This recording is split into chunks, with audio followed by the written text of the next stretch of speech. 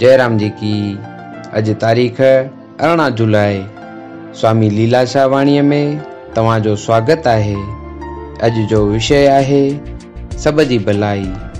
स्वामी लीलाशाह महाराज फरमाइनि था त अज हज़ारनि में को विरलो तंदुरुस्त आहे।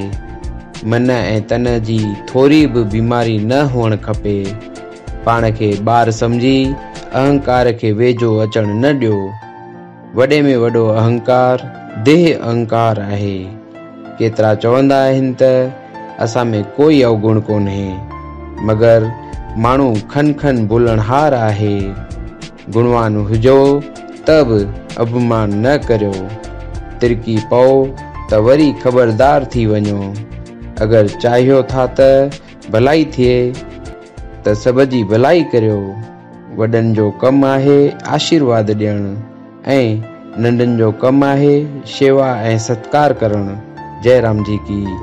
का ग़लती थिए त उनखे सुधारियो ऐं ग़लतीअ खे ग़लती करे ॼाणो।